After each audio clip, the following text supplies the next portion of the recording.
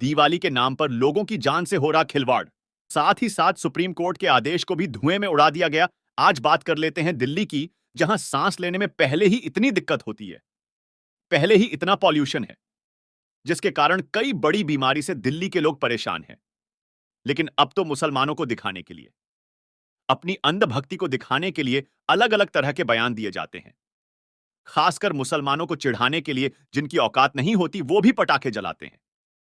कभी उनका अंधभक्ति की लिस्ट से नाम गायब हो जाए, इसी डर से अपनी हाजिरी देने के लिए यह सब करते हैं। चलिए आज तक में छपे इस आर्टिकल को पढ़ लेते हैं कि आखिर क्या कुछ लिखा है। सुप्रीम कोर्ट के आदेश के बाद भी दिल्ली के कई इलाकों में दिवाली पर खूब पटाखे फोड़े गए। डिफेंस कॉलोनी इलाके में रहने वाले एक पर्यावरणविद का कहना है कि आतिशबाजी को लेकर पुलिस को सूचना दी गई थी, लेकिन कोई कार्रवाई नहीं हुई। दिल्ली एनसीआर में प्रदूषण की वजह से सुप्रीम कोर्ट ने पटाखों पर प्रतिबंध लगा दिया था, लेकिन उसके बाद भी दिवाली पर कई इलाकों में पटाखे फोड़कर इस शीर्ष अदालत के आदेश का उल्लंघन किया गया। रविवार की शाम करीब 4:30 के बाद आतिशबाजी बढ़ गई। पीटीआई के मुताबिक शाहपुर झट और हौज खास इलाके में लोगों ने पटाखे फोड़े। इस दौरान कई लोग पार्क में पटाखे फोड़ने के लिए इकट्ठा हुए। पर्यावरणविद भवन कंधारी ने कहा कि उनके डिफेंस कॉलोनी में कई जगह पटाखे फोड़े जाने की सूचना मिली।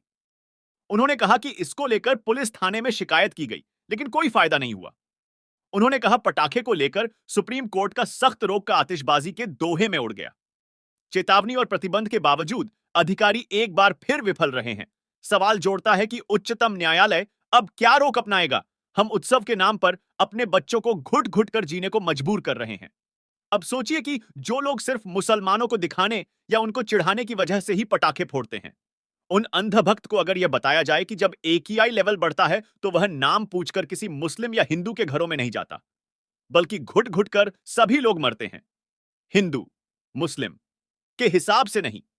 आखिर क्यों हम धर्म के नाम पर लोगों की जिंदगी से खिलवाड़ कर रहे हैं? कब तक यह सब चलता रहेगा? इस वीडियो के बारे में आपकी क्या राय है? हमें कमेंट बॉक्स में अपनी राय जरूर दें। फिलहाल के लिए इतना ही, मिलते हैं फिर से एक नई वीडियो के साथ। अल्लाह हाफिज।